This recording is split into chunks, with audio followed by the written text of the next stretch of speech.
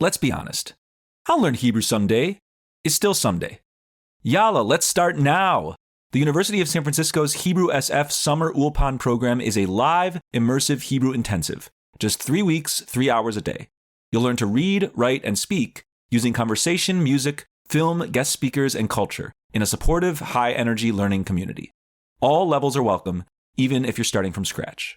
Learn more at usfca.edu/HebrewSF. This is Judaism Unbound, episode 535, Shavuot 2026.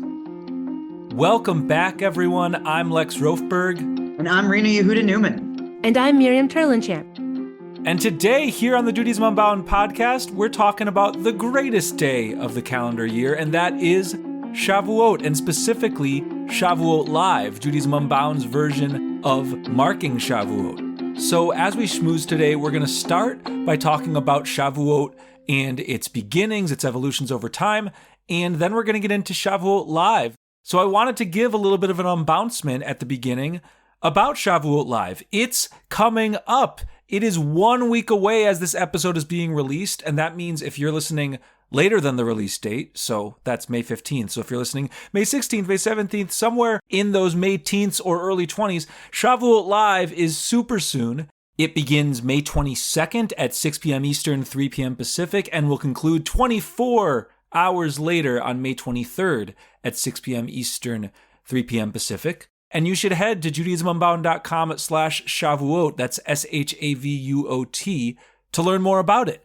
You can register for this event. It's our 24-hour extravaganza of Jewish learning and unlearning, the biggest event of the Judaism Unbound calendar year, and it's amazing. It's so fun. We climb up the mountain that is Mount Sinai, but also is our journey together in Zoom, across time and across space. You're really going to want to be there. So again, judaismunbound.com/SHAVUOT is where you learn about that.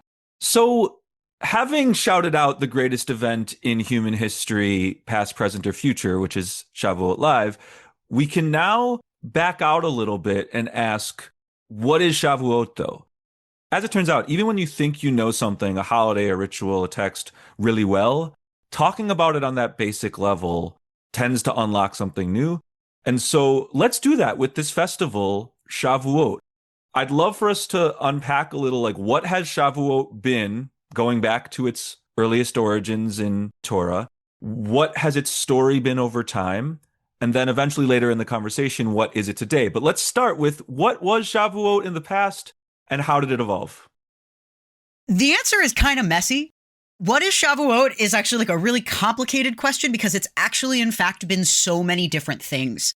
I love Shavuot because it feels like it's a palimpsest, which is a historical term for a manuscript that has many different layers that have been scratched off and like rewritten over.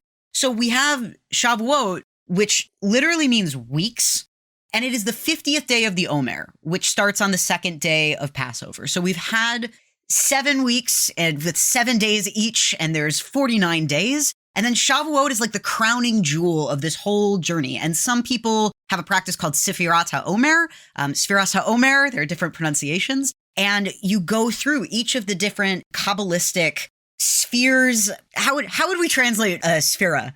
I love spheres because it sounds, it's one of those translations that sounds like the original. Like spheres is like spheres. So people do translate it that way, spheres of influence, but like it's more like divine emanation, like attributes of God. It's really hard. It's a specific Jewish concept that doesn't really have parallels in other languages, so you can't find easy translations. But suffice to say, there are these 10 emanations, attributes, filterings of godliness in mysticism, and 7 of them, the lower 7, are associated with each of the 7 weeks. And then within each week, the 7 days also get associated with those attributes. So we've just basically entered into Shavuot from being in this real like mystical journey. There's a lot of reflection, there's a lot of growth, and it's a really beautiful season, and it ends with Shavuot as its capstone. Shavuot is originally a pretty agricultural holiday. There's a lot in there about the first fruits and the first harvest. There's the idea that it was the giving of the Torah at Mount Sinai, and so all of Mount Sinai flourished and blossomed. And so there's all this imagery about flowers, like it's a very floral holiday. But then later it became a holiday where people would stay up all night learning during what's known as Tikkun Leil, a practice of trying to stay up until dawn. It's said traditionally that you should be learning Torah until you can see your fellow's face in the street. So basically you stay up all night until sunrise. And there's a whole interesting history about when coffee became introduced to the Jewish people, that was when Tikkun Leil Shavuot became a real thing, because suddenly there was the stimulant technology to be able to stay up later. And so you've got all of these different components. Shavuot is also associated as a dairy holiday. I don't know the origin of that, but like eating cheesecake is often very traditional in certain circles. There are so many different layers and things that are stacked on top of Shavuot over the many hundreds of years that this holiday, many thousands of years that this holiday has been around. Shavuot is this really, really rich holiday that is also so much about personal experience. It's not a holiday that takes place in the synagogue. It's sort of similar to Passover, right? We do it at our tables. You can go to synagogue and there might be a Tikkun Leil, there might be a staying up all night session, but also you might gather a group of friends or just find one friend, one chavruta, and stay up all night learning whatever it is that feels like is the Torah that you need this year. And I think that that's one of the coolest parts about this holiday, is that much like over the course of the Omer, we're guided through all of these experiences of self-reflection, and we have these opportunities to really understand how Judaism is reflected inside of our own lives. That's capped off with an opportunity to learn the texts that feel like they speak the most to our own lives in a way that's really self-driven, in a way that's really self-led. And that feels pretty unbound to me. That's a thing that I really love about this holiday. And so I'm curious, like, what other unbound elements are there about Shavuot? I'm going to give one meta answer, one overarching answer. Shavuot as a holiday, I mean, you talked about it, you mentioned it, but just in case it didn't fully soak in, I want to re-emphasize it. The basic fabric of what Shavuot is and how you would answer that question at different eras in Jewish history has fundamentally changed multiple times. In the Torah, the answer to what is Shavuot is it's this festival that comes 7 weeks after Mimacharat HaShabbat, after the day after Shabbat associated with Passover. People debate what that is. Shavuot doesn't actually have a date in the Torah. It's the only holiday that is mentioned in Torah that doesn't get told what date it's on, which itself feels unbound. Like, it's in contemporary rabbinic Judaism, the way that people have interpreted various verses, it's always on the same Hebrew date. But there are many Jewish groups historically that have thought it actually moves dates on the Hebrew calendar. And what would be constant about it is that it's always on a Sunday, that it's always Mimacharat HaShabbat, the day after Shabbat.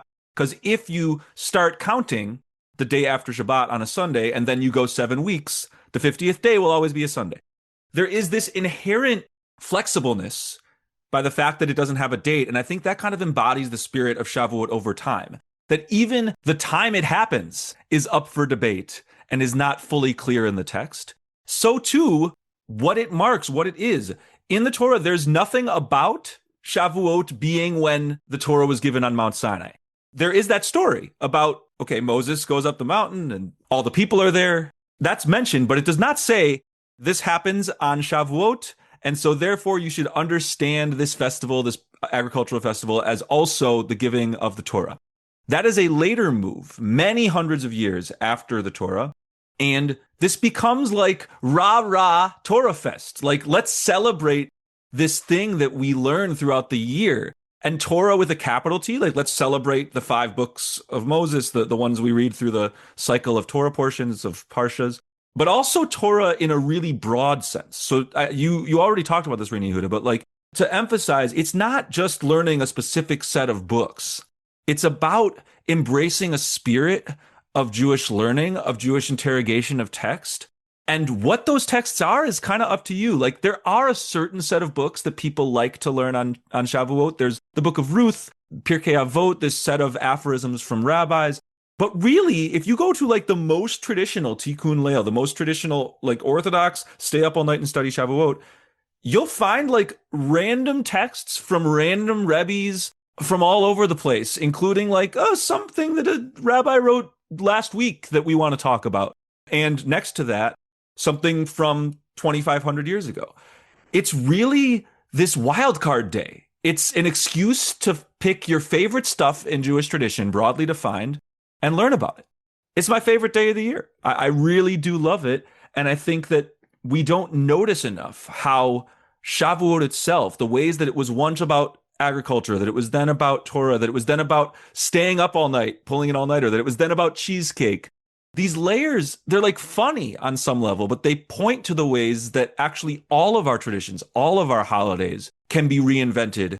And so too Shavuot for us with Shavuot Live. We'll talk more about that later. But Miriam, you haven't given us any of your thoughts yet on this. I'd love to hear a little bit about your relationship to Shavuot and what excites you about it. The best part about Shavuot are the stories. You know, that idea that we received something, some kind of revelation that is true to each of our experiences. I love that sacred story that each of us were at Sinai and each received Torah according to our own capacity. And then there's another little story that says some of us only received the Aleph, the very first letter of the alphabet, and other of us received full tombs. I love this idea that our souls are trying to acknowledge some kind of receiving in that moment. When I hear staying up all night, I flash immediately to late night nursings of my children, which did not sound very fun at the time, but was beautiful and bonding. And I'll tell you, my Kindle got a lot of use. So there's a lot of reading and studying happening. And then I think now, oh, what is staying up all night? It doesn't happen very often, y'all, I have to say. And so like rest is like, that's revelation. It's like, did I sleep in today? That was beautiful. And I think if we were to sort of think about what is the job of revelation, I think there is a peoplehood version of that. I think about Franz Rosenzweig in that way in The Star of Redemption, how we're always moving through a trajectory of creation, which is sort of that primordial solitary existence of the divine creating, and then going into revelation, which is when humanity receives the true love. And then we say, okay, what does it mean to embody that divine energy? And then that looks like redemption. We're always learning that again, that what does it actually mean to embody this truth and then walk it out another time. Shavuot is a way of counting into that. And I think it tends to be, I don't know, I live in the beautiful world of seasons. I grew up in a place that had no seasons. It just rained all the time. And then it was sunny for like 6 weeks in the summer. And now I live in a place where there are leaves that change and flowers that emerge. And I see all this different energy. And I think, well, what does it mean to me in this season as the world is trying to come up through the ground and become something before it all kind of goes into the heat of the summer? And where am I in that cycle, both in my own life and also in my own spiritual life?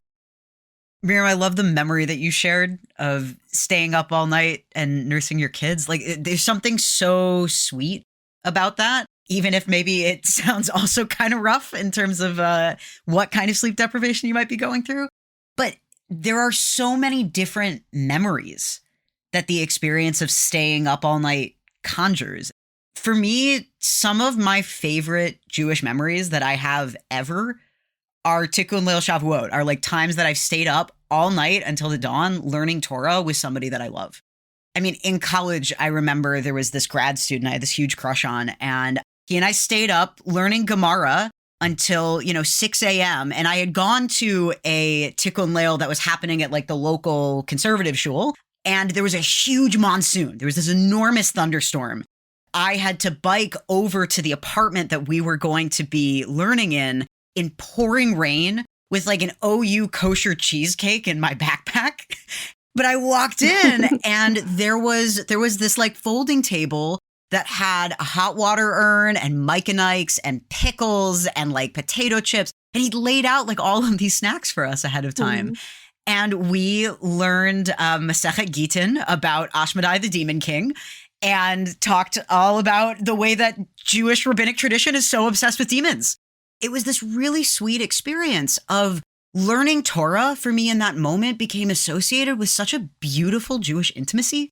Mm-hmm. I think about, it's often said that back in the day during Cheder in the old country at, schools for young Jewish children, they would give out little candies or a little touch of honey on the fingers of children who had just read words of Torah.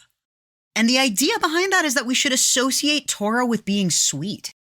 And we talked on this podcast many weeks ago about revelation. We talk about revelation in these really big terms. I think Lex and I got real philosophical about it. And it's actually really nice to talk about Shavuot through a lens of revelation, but one that's actually really about like the intimacy of that sweetness. totally we can do the big zoom out of like, it is the moment that we get the Torah at Mount Sinai. And like, yes, that is a big deal. And Shavuot is this really special holiday where we actually just get to really rejoice in the beauty and frankly, the intimacy of learning Torah. And the way that like staying up all night is a really intimate and beautiful thing to do. It breaks us out of our regular routine. And if you invite someone over or you like decide to have a chavruta with someone you really care about, or you gather at an event that just feels like it's really different than anything you'd ever do, and you're like drinking coffee at 2 a.m., there's something that's really special and cool about that. One of the things that I really love about Shavuot Live that we're doing with Judaism Unbound is that it brings that into this like third or fourth dimension of time and space. Because when we have digital Judaism, we can actually share different kinds of intimacies across space and time. I think about something that my friend and mentor, Eli Raymer, who was on the podcast many weeks ago, he likes to say that whenever he's on a Zoom call, he finally understands a mystical teaching revealed, which is how God can look into so many different lives at the same time. And getting to do that in a Shavuot context where we're all together and like, I'm on an island far across the Atlantic Ocean and Lex is in Providence, Rhode Island. And you know, like we've got people in Australia. We've got people across all different places and times. There's a new intimacy that's possible when we think about a digital first Judaism. Yeah. And going back to Miriam's point about how, you know, we were all there at Mount Sinai, these ideas that every Jew, past, present, future, was at Mount Sinai as that revelation happened. That's where Shavuot Live, I believe, it's actually doing a traditional thing. I think if I said to rabbis a few thousand years ago, like, hey, we have made a point in 2026 to use a bunch of newfangled gadgets that you have no ability to really comprehend. But effectively, what we do is we make it possible for the entire world to share space in real time across different time zones. They wouldn't know what time zones are, but across different, like there's a way in which by having different time zones in a room, we're actually time traveling. But we're sharing time and we're sharing space. I think they'd be like, yeah, I get why you do that on Shavuot. I don't really understand what you're saying and how that works. But of course you do that on Shavuot, because that's the day where mystically, where all of us shared time and space, like impossibly. Like we all were at Mount Sinai. Like the three of us in this Zoom room talking to each other, the thousands of people listening right now, the people in every century before us and every century after us who are part of the Jewish collective. Yeah, we were all there, and we don't know what that means in the same way they don't know what Zoom means.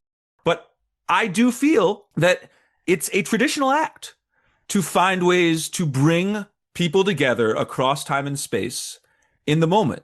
And I will note another thing that Shavuot Live does, and we've learned this over the years, it was one of the first events where we started to realize how big a presence converts are in our Judaism Unbound community. Because so many people in the room were not just folks who were sort of, I'm going to say, already Jewish. They were people on conversion journeys becoming Jewish. This is a real kahal moment, a real collective communal moment where we actually transcend boundaries of time and space that we think are sort of the fabric of how our world works. We think that's what like scientifically is real. But then Australia and Providence, Rhode Island and the UK and Thailand are all schmoozing in the chat about demons. Like you said, Rena, like, by the way, there will be some demons at this year's Shavuot Live. We have a specific speaker who is going to be bringing that and others where it might come up. So I'm really with both of you on this. And when people hear about Shavuot Live and it's like, ooh, 24 hours in Zoom, what a futuristic, whatever. Like, yes, I do actually celebrate that this is a new form of Shavuot observance. We talked a little while back with Chaya from Kleztronica about like tensions between newness and oldness. And I am a fan of new rituals and calling them such. But there's a way in which it's a logical extension of other kinds of relationship to Shavuot. And you can say, oh, well, there's prohibitions on electronics. And so it's deeply heretical. It's not something that people would do on Shavuot. Maybe. I think that we could actually talk to different Jews across different historical eras and ask them the open question. given what is possible with gathering in shared time and space through this thing called a computer that does involve electricity, and we could talk about whether electricity is fire or whatever, but like, do you think that should be allowed or not on Shavuot? I think some people would say, don't do that. I think others would say, oh my gosh, absolutely. Like, that's 100% the way you should allocate your time on the day that is remembering and marking our shared experience of receiving revelation at Sinai. You should upend time and space through whatever gadgets you can and share Torah with each other. I love that, Lex. And I think this year in particular is pretty interesting because in our own Shabbat Unbound of relay racing and baton passing, there's a baton passing in the timing of when we're doing Shavuot Live, which is just at the moment where Shavuot is traditionally practiced throughout the world. We're picking up the baton and taking it into the next 24 hours. So we're extending the race of learning, and also at the sort of pinnacle, like the critical moment where it's becoming Shabbat and Shavuot in some parts of the world are ending. Ours is sort of starting in that spot, and that we're having Shabbat Unbound. So we're honoring Shabbat during our version of Shavuot Live, mixing up all these different sort of methodologies of holiness and trying new things also as part of that study. And I think that the role of revelation, or one of the jobs of revelation, is to remind yourself that the world is always renewing, and the only way to sort of experience it is to experiment. And that some things will be like, oh, maybe I actually don't need to spend 12 hours straight watching Lex still have the exact same energies he did in the first hour. It's incredible to watch. That's a version of caffeine or something that's happening naturally in him that I wish I could bottle. I do think that like something happens chemically. I don't know. I should talk to some like sleep and non-sleep studies people. Yeah. Well, Lex, I'm wondering if what's happening for you now, having watched you, sort of, I think about you as the cat in the hat. Like, I've done Shavuot in a box. I've done it like in a hotel room. I've done it all these different places. Yo. And to watch you, like, have you eaten yet, Lex? As I text you, and you're like, no, I'm saving for it. And that your energy, I think, is coming through this electronic vibiness that you're putting out in the world of watching other people learn and feel that chat. And when I talk about Shavuot Live to other people, I say the weirdest, most amazing part of it is the pages and pages and pages of chat that are full of exploration and support. And I've never The cats in the chat. The cats in the chat. Ethan, I think that one's for you. I think that all there's energy that is also devoid of anything negative. Like, where are you in an online world right now that is, let's just focus on nerding out and thinking together and celebrating that? It's really like its own kind of revelation. I'm like, could we just sort of have, if we have 1/60th of the world to come is happening on Shabbat, what is that moment where the digital space is safe and beautiful and a place for experimentation? God, that feels, you're right. Like, that is so unique about the experience of something like Shavuot Live in a world where we have the dead internet theory, right? That everything is just chatbots talking to chatbots. And also live human communities online just feel so embittered. Shavuot Live really is a space that's doing something completely different. I mean, and I feel this way often about Judaism Unbound digital spaces. Broadly speaking, I think our Discord is like a really beautiful and positive place, like a really constructive place. Again, this point of Shavuot as being a holiday that's really about interpersonal Torah and about not just the experience of receiving Torah, but receiving Torah with other people. That's special and that's worthwhile. Part of, I'm still going back to like, what are all of the unbound themes of this holiday? And as we were talking earlier, Lex, you brought up what a big part of the space converts are in Shavuot Live and how amazing that is. It's very apropos of the holiday. One of the traditional texts that's read on Shavuot is the Book of Ruth. And the Book of Ruth is our source text about how conversion into Judaism first began.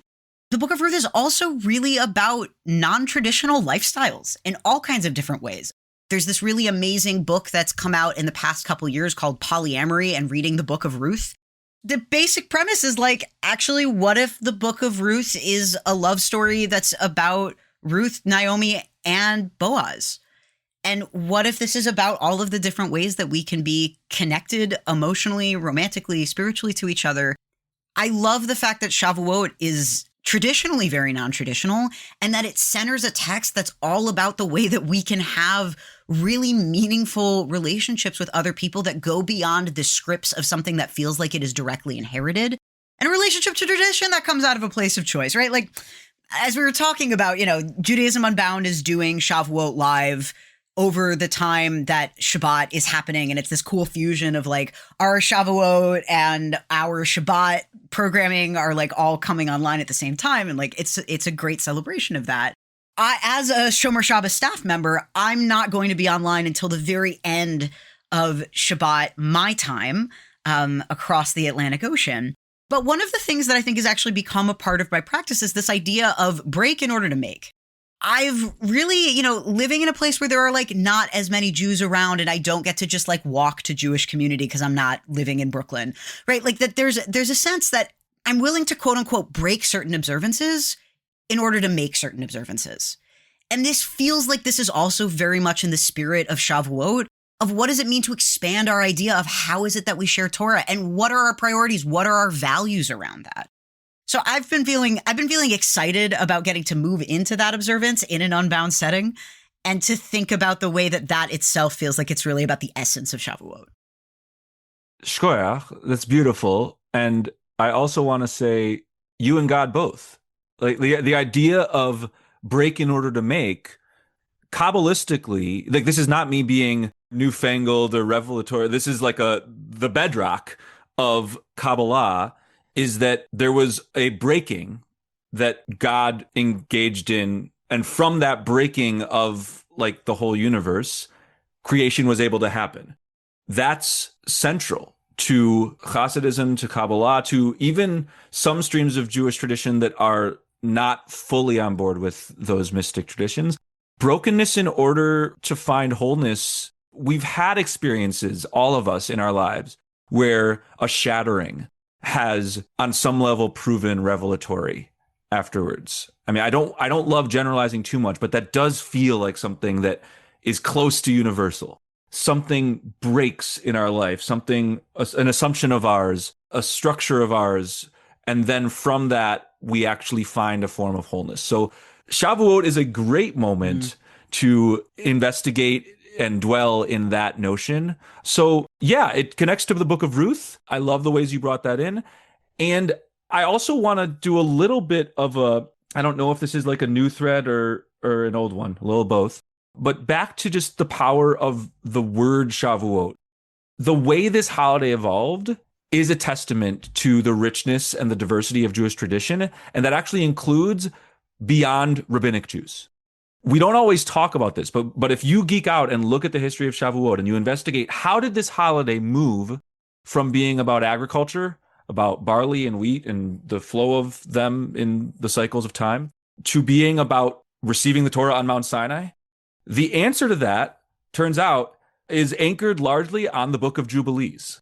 You've all heard me rail about how good this book is and how wonderful it is. It takes the entire story of the book of Genesis and it has them happen in a storytelling moment between an angel of the presence is the full title, but an angel and Moses on Mount Sinai. And you learn that moment, the book of Jubilees asserts that moment and many, many other moments of oath making, of covenant making, of sort of communication between God and humanity, that they happen on Shavuot.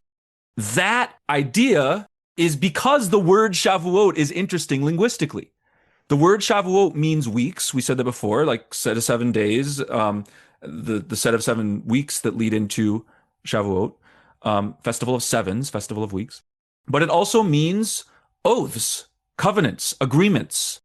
Scholars debate whether the two words actually come from the same root or not, but Jubilees thought that they do, because Jubilees decided to make this whole holiday one about oath making, one about covenant making, one about agreements between God and humanity. And what's the biggest, baddest covenant in town? The giving of the Torah on Mount Sinai. So of course that had to happen on Shavuot. And then that sets the groundwork for people who don't identify as following the book of Jubilees, but have been influenced by it nonetheless, to see this as a holiday of Torah giving and Torah receiving.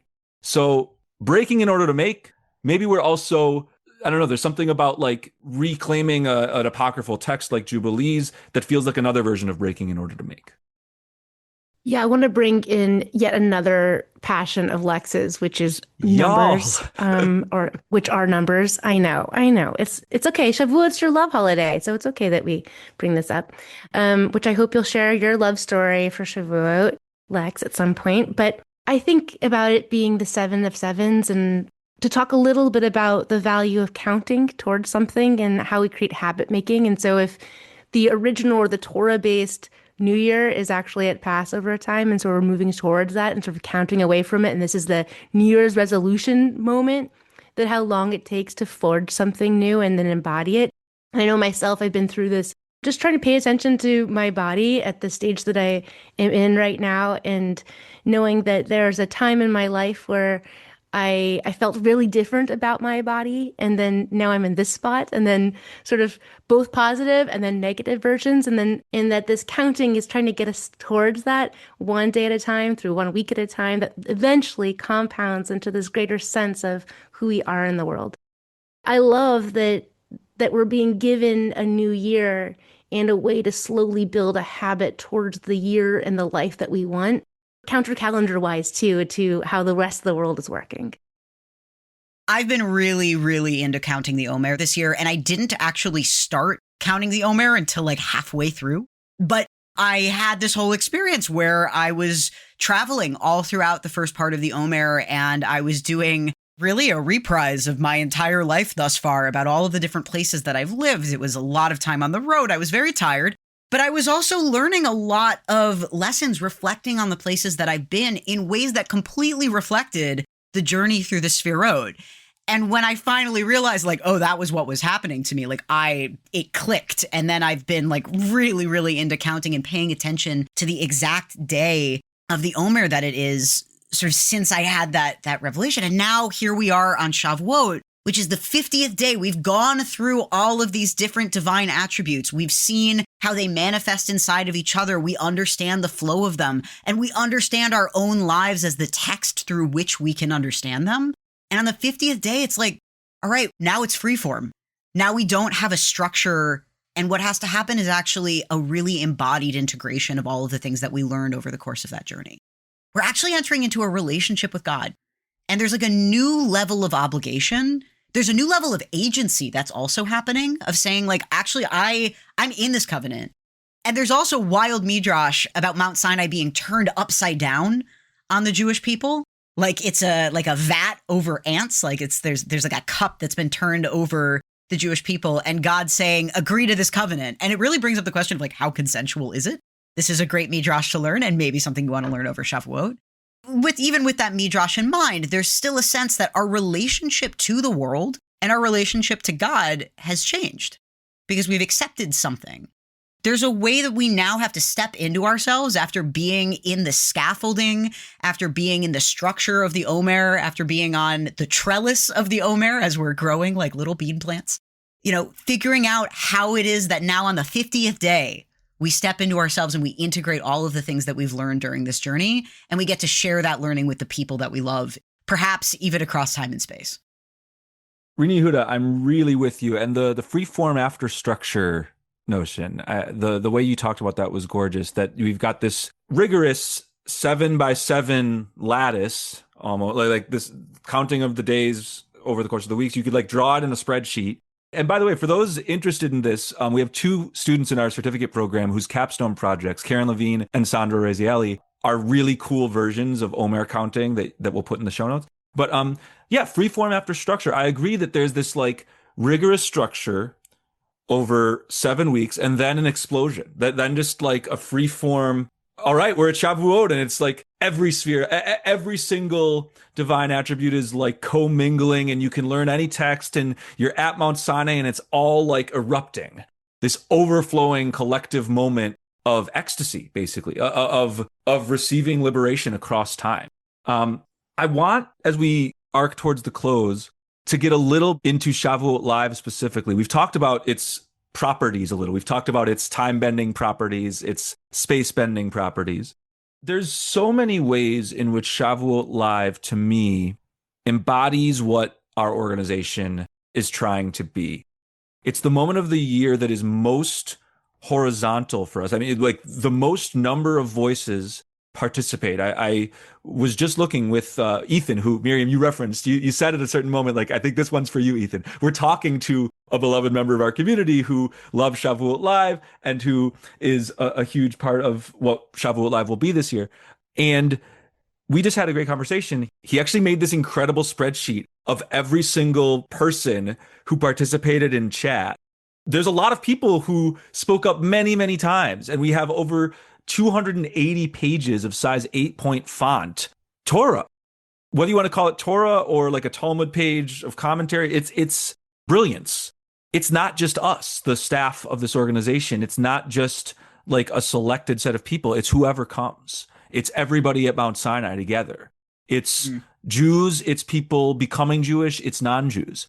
It's people in Australia, it's people in Germany, it's people in the US, it's people in South Africa. Because, by the way, we get a lot of notes from people who are like, hey, I can't usually come to your stuff because of the time zone I live in, but Shavuot Live, it's 24 hours. So by definition, there are certain parts of it that I'm able to come to. It's wild. We actually do the thing of Unbound Judaism. And I really do feel, and the way people talk about Shabbat as being a taste of the world to come, if Shavuot is the Shabbat of Shabbats, the 7 of sevens, the chief version of a capstone moment. Shabbat is a capstone moment to the week, 6 days, then Shabbat. Shavuot is a capstone moment to these weeks of the Omer that we count. It's the dessert. It's the dessert. It's the cheesecake. Shavuot is not only a holiday that features cheesecake, it is the cheesecake. Yes, amen. I think there's a part of me that, even though I've done it these 6 times, and by the way, this is our 7th Shavuot Live, so it is a Shabbat of Shavuots, or Shavuot of Shavuot. I don't know. It's cool. Mazal tov. I just feel like whatever we're supposed to be creating, and I do think there is a better world that we are all participating in creating, the sense of it that we might get in Shavuot Live is a helpful vision. It's not that that it's every single moment's perfect. Like I don't want to, like, there will be debates. There will be moments where like a speaker says something that feels challenging to you. That's part of the whole deal too. And I do think it's like a vision of the world to come. Amen. I'm so excited to see who all shows up and people from all different places across the diaspora.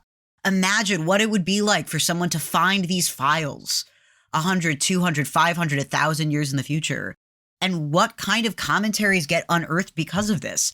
There's this idea in the Talmud of a Baraita, which is a teaching that was sort of not formally redacted into the Talmud, but you have a rabbi saying, oh, it was taught in a Baraita. So it's like a scroll that like probably got disintegrated over time, but that Rav has still brought it into the Talmud and it's been preserved because it kind of got said or reiterated in this way. The Judaism Unbound Shavuot commentaries really feel like they're Baraitot, like that there's like this really rich sense of all of the different commentators, regardless of whether or not they are put on a pedestal because they went to rabbinical school or if they're just a Jew who's doing Jewish where they're doing Jewish. There's this real sense that it's totally across the board. Lex, you got to tell us your Shavuot love story. 100% I will tell the story that the two of you want me to tell.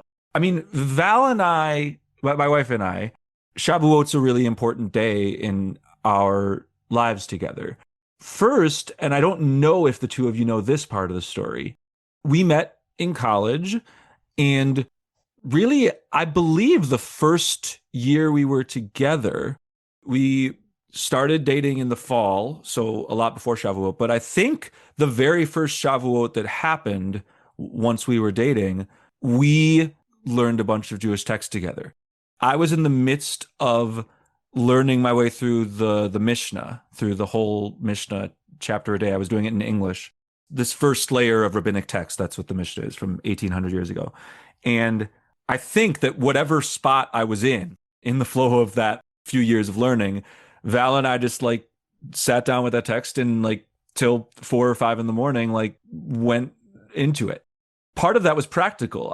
It was during the week between when exams end and when like all the commencement graduation celebrations are. And so like there weren't a lot of people on campus and there wasn't like a Shavuot program, or if there was, it was very small and didn't go very late. And so I really wanted to like do it up. And so together we marked this holiday, and it was one of the first Jewish holidays we really marked together, if I remember right. I mean, I think we probably like lit candles together on Hanukkah here or there, but like that was very early in our relationship. And Passover, I go home, so we didn't share Passover together. It was like one of those first moments for us. And then partially because of that, a few years later, I proposed to Val on Shavuot. So we stayed up all night. We watched a bunch of Bim Bam videos. Bim Bam, may its memory be a blessing, but it's still accessible online. It's this wonderful website with animated videos for every single week of the Torah, every Torah portion. It's got all sorts of Talmud stories, it's got all sorts of cool educational videos. And we watched our way through every single one from Genesis through Deuteronomy. We watched all of the animated videos. Wow. Since then, by the way, Judaism Unbound has made a video with Bim Bam. It was just before Bim Bam closed. We made a video for Vayikra, the first Torah portion of Leviticus. But we watched our way through all of these. And once we finished, and we like wanted to go on a walk and like see the sunrise, and we walked a few blocks from where we live in Providence to it's not really the ocean, it's the bay technically, but like to big body of water. And that's where I proposed. And so it's always going to be an important moment for the two of us in many ways. And to this day, like obviously my Shavuot, given that I spend it in Shavuot Live and I'm up 24 hours, like Val and I have a different way of sharing it with each other, but she has come to every single one for many hours. And given that you, Miriam, talked about how I don't eat enough and all those things, Val has become next level at all of the things that allow me to exist during that. And so it's a really special day still that we share with each other. And the ways we share it have changed over time, just as Shavuot itself has changed over time. Oh, Lex, what a sweet story. Thank you. I didn't know that. I didn't know that Shavuot was the anniversary of your proposal. That's so sweet. And also, just as somebody else who is a very passionate Jew married to a non-Jew, thank God for learning Torah with non-Jews. And also, like, Amen. Thank God for the ways that non-Jews who love us support us in our Jewish practice. Baruch Hashem.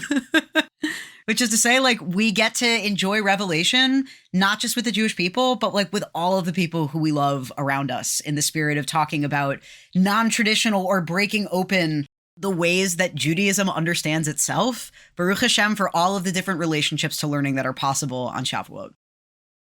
Absolutely. And also those who've chosen to affirm their Jewish identity and connect themselves to what their souls first heard at Sinai. One of the most beautiful parts of being in this position at Judaism Unbound is the ability to work with seekers specifically who are wanting to unbound their relationship to ritual through affirming their Jewish life, which is another word of saying conversion. And so we've been working with a group of 10. So we began with a small group, and then we've grown and grown and grown, and we've hit our minion. We've hit our sort of collective sense of like, this is a group. And we will be affirming and blessing them during Shavuot Live at the penultimate moment. I think that's ours. Oh, we're right before we do Yehuda. The penultimate. The penultimate. The third to last. But I don't know. There is a Latin word or something for that. Penultimate. Well, there's something about the many three faces. There's got to be something about the threes. I don't know. So we'll hear some of what they've gone through, what they have written and created, their bespoke rituals. And actually, the week that we're recording all of this, they will all be going through their different journeys through their rituals. And something that you would get if you were in a different kind of organizational community is that you would be celebrated and welcomed into your congregational life. Or maybe you just start passing and actually there's no collective moment of affirmation. At Judaism Unbound, we want to hear it loud and proud. And so this is a way of saying, we see you, we believe in you, we're so glad to call you one of our own. And that's one of the things we're doing as part of Shavuot Life. I can't wait. I mean, the last few years, we've had this moment of affirming the folks who have been journeying to conversion through Judaism Unbound. And it's really become one of the major highlights of the event. every time somebody new becomes Jewish, and we who might already be Jewish have the privilege of hearing from them about why, I learned something deeply new about the magic of this people, of this group that we're part of. It's a service to those of us who didn't convert. It is a huge gift. But we are going to close the episode, but a little bit about just the flow of Shavuot Live. Some of you listening have been before once, some of you have been every time, others of you haven't before. And so just giving you a little bit of a window in, we will start things at 6 p.m. Eastern, 3 p.m. Pacific, 11 p.m. UK, lots of time zones. But that's when we'll start on Friday, May 22nd. So as Shabbat is nearing on the East Coast. And we kick things off with me welcoming the space and giving some initial Torah. This year, I'll be honoring the memory of Arthur Waskow, who has taught at every Shavuot Live prior to this, but who died this past year and is one of the major influences on the ways I teach Torah. And so I'm bringing in some of his wisdom for that first hour. Then we'll have some amazing teachers in, I don't know, prime time, like the times that television networks see as most valuable because there's often the most viewers. We have Ariel Stein, wonderful rabbi who has become quite a name on Instagram. She's going to be giving some Torah. Abby Stein, so we're dwelling in A-named Steins for a little while. She's also going to be joining us Friday night Eastern time. All of the asterisks because we start to get into Saturday hours in the UK and in the rest of the world, but we've got some of those folks. We're going to have some teachings from return teachers at Shavuot Live. Mazel M, who has taught before and is one of our, and was a real highlight a few years ago. They're going to be joining us. Katsira Lesser is going to be teaching about demons. Rena Yehuda was mentioning Jewish demons before. We've got plenty of those. And then fast forwarding, one moment I'll shout out is as we get towards about the halfway point, we'll have a moment of BYO Torah, bring your own Torah. And that's become one of my favorite parts of this. It started accidentally. It started because one of our teachers unfortunately slept through their session. And so we needed to fill an hour like 5 years ago. And we were like, okay, who in the room has like something that they want to share? Some Torah, a story, whatever. And it was magical. It was awesome. And so like many moments in Jewish history, an accident led to a really great ritual. And so BYO Torah will be in the middle of the night Eastern time or early morning, depending on how you conceptualize it. Naomi Bennett is going to be teaching on the Torah of gambling. She is herself a professional gambler and really interested in how halakha orients to the subject. So we're going to feature her.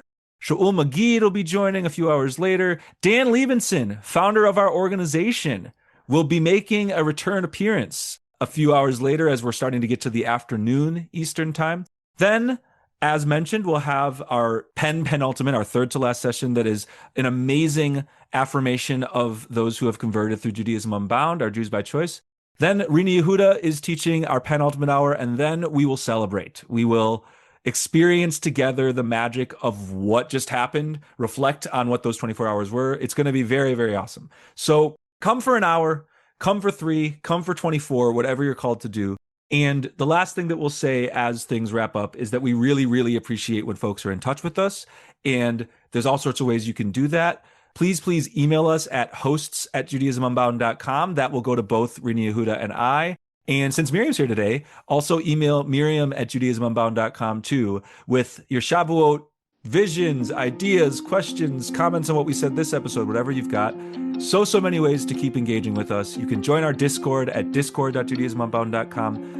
We really see Shavuot as a launching point into so many other moments of Judaism Unbound experience. So we can't wait to launch with you up that mountain, beginning in 1 week from this episode release. And with that, this has been Judaism Unbound.